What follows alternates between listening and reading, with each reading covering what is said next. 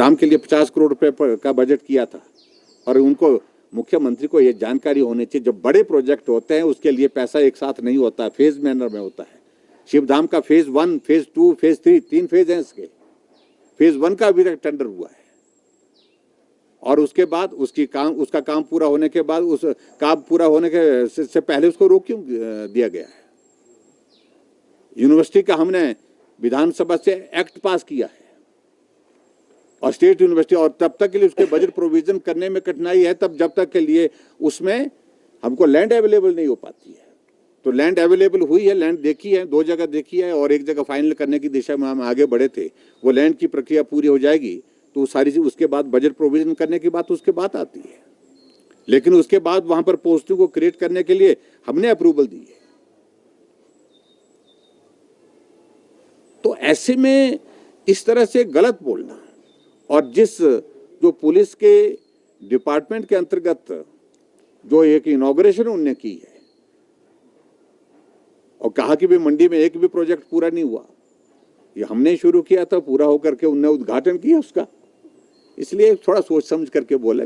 मुझे सिर्फ इतना कहना है मुख्यमंत्री। देखिए, एक बात तो मैं जरूर कहना चाह रहा हूं, मेरा कलाकारों के प्रति सम्मान है, सबके प्रति, लेकिन अंतर्राष्ट्रीय शिवरात्रि मेले की पहली संध्या, अच्छा होता कि ये शुरुआत जो है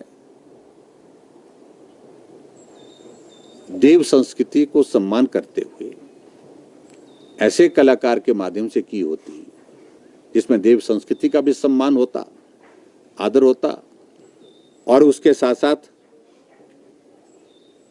सांस्कृतिक संध्या हमारे भारत की संस्कृति और सारी चीज को लेकर के ऐसे कलाकारों को बुलाया होता तो अच्छी शुरुआत होती। तो शुरुआती दौर पर इस प्रकार से ये सारा करना, तो मुझे लगता है कि इस पर थोड़ा नाराजगी लोगों के बीच में है, लोगों ने रिएक्ट किया है, और जो रिएक्शन है, और मैं समझता हूँ उस रिएक्शन में कलाकारों के प्रति मैं सम्मान व्यक्त करते हुए, लेकिन अगर शुरुआत उस तरह से की होती देव संस्कृति को सम्मान करते हुए, तो मुझे लगता कि अच्छा रहता। कि हमीरपुर स्टाफ सिलेक्शन कमीशन में जो पेपर लीक का मामला है, उसमें जो दोषी लोग हैं उनके खिलाफ कार्रवाई होनी चाहिए और सख्त कार्रवाई होनी चाहिए। और मेरा ये मानना है कि सरकार जो इन्वेस्टिगेशन की प्रोसेस वहां पर शुरू की है, उसमें जो तथ्य आए हैं, जो भी है उसमें शामिल, उनके खिलाफ कानून के मुताबिक जो भी सख्त कार्रवाई बनती है वो कार्रवाई होनी चाहिए और बिना विलंब के होनी चाहिए। लेकिन इस बात को भी हमने बड़ा स्पष्ट कहा है पहले से कि लगभग 4000 नौजवानों की भर्ती की प्रक्रिया की प्रोसेस वहां पर जो है वो लंबित हुई पड़ी है। और हम पहले दिन से इस बात को कह रहे हैं कि उनकी उस भर्ती की प्रक्रिया को पूर्ण कैसे किया जाए ताकि नौजवानों को समय पर नौकरी मिल सके। जो बेरोजगार हैं, जिन्होंने परिश्रम किया है, मेहनत किया है,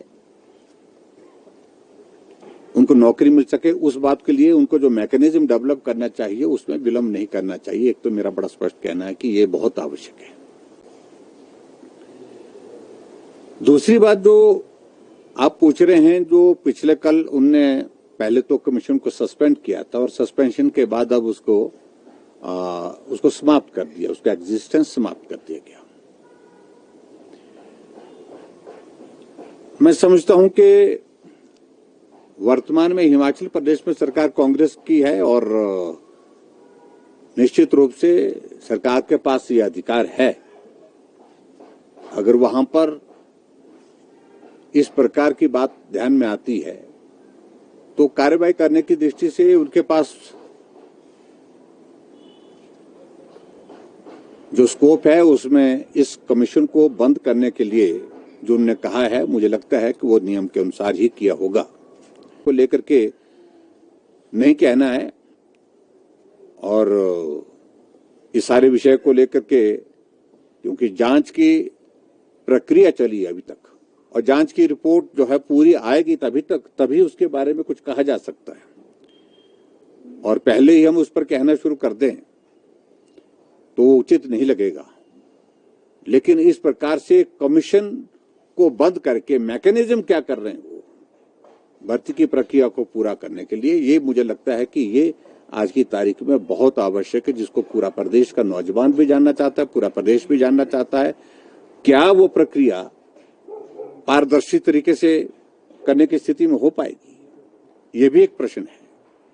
तो ऐसे में मुझे सिर्फ इतना ही कहना है कि इस सारी प्रक्रिया को पूरा करने के लिए नौजवानों को जल्दी से जल्दी नौकरी मिले और जो दोषी है उनके खिलाफ कार्रवाई हो, इस बात को सुनिश्चित करें। तो ऊपर से नीचे तक के ऐसे बेक स्टेटमेंट कहना उचित नहीं है।